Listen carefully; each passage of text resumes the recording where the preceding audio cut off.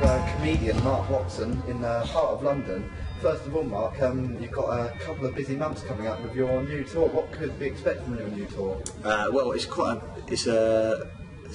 tour specifically sort of follows the route that the audience of my shows have suggested. Basically, I've asked people on my blog and my website to suggest venues that I haven't been to before, towns that I haven't been to before. Some of them I've not even heard of, and there's a few that I think might be imaginary actually. So this is quite an unusual tour for me. It pretty much was entirely dictated by the public. So I mean, all tours you end up going all over the shop, but this one really is a sort of lunatic journey, or series of journeys. Were there any requests and you've had to say no to them, or have you taken more requests? A few people suggested coming to their houses or places of work, and I was forced to turn that down.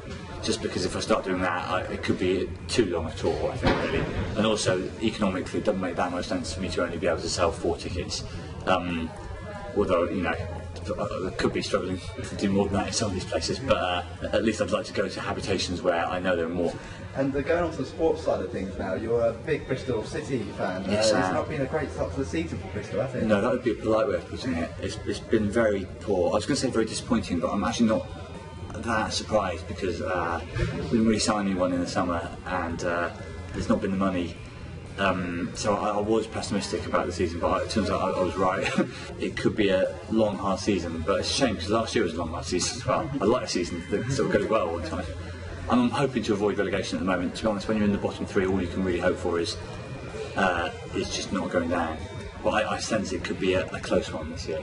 And you're not the only comedian that supports Bristol City. You've got Justin Lee Collins, John Cleese. Do you ever meet up on a match day and have a bit of banter? I'm not sure how recently Cleese has been to Ashton Gate, actually. I think it could be a while. And I've not actually ever seen Justin Lee Collins there either, but Tony Robinson, aka Baldrick, turns up sometimes. I've never had any banter with him, but I have seen him down there.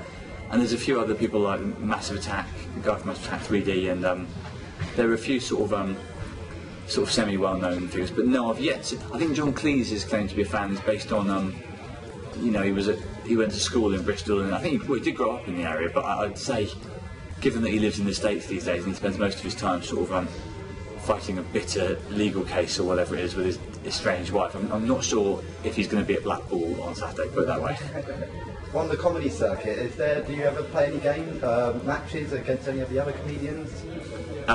Well, I hesitate to talk about this really, but I was involved. I captained the comedians team against the critics in Edinburgh, the Edinburgh Festival for this is an annual fixture for Amnesty International, and we went down 7-3. So it was a disappointing day. I mean, we were 4-3 down in the final few minutes, and then I sort of threw everyone forward, but it didn't entirely work because we then conceded 3 goals in 5 minutes. We didn't have any defenders.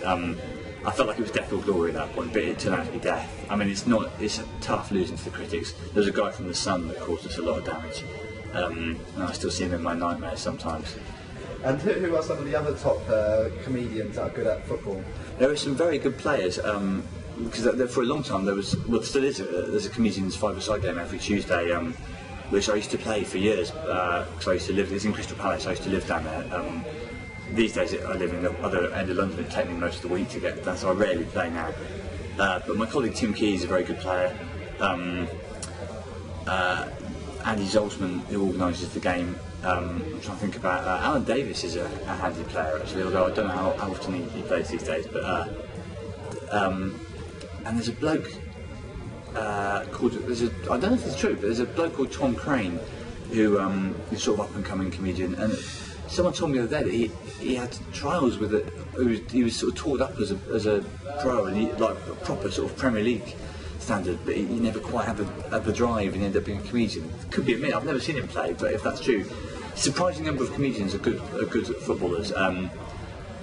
Partly, I suppose, because it's a sort of job where if you're working in the evenings, you get quite a bit tired to play. And you've mentioned you're a captain of a comedians team, and your brother is actually a football manager. Amazingly, he is. Yeah, he at the moment he's not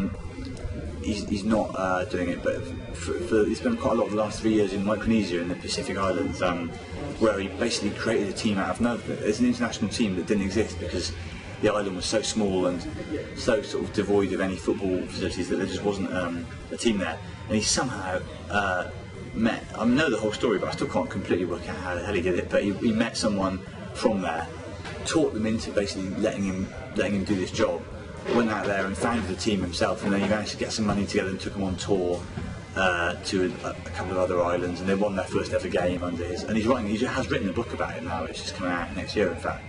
He's back here now just doing bits of coaching and stuff like that, but I have no idea where he'll end up next. I suppose in the end the England job is the one to look for, maybe post Capello. He might have to wait for another couple of bosses to come and go. Apparently every time the England manager's job is up for grabs, they always get hundreds of, just your man in the street sending in the CV. They must have to sift through loads of lunatics that, and sometimes they must be tempted to just say, go on and have a go.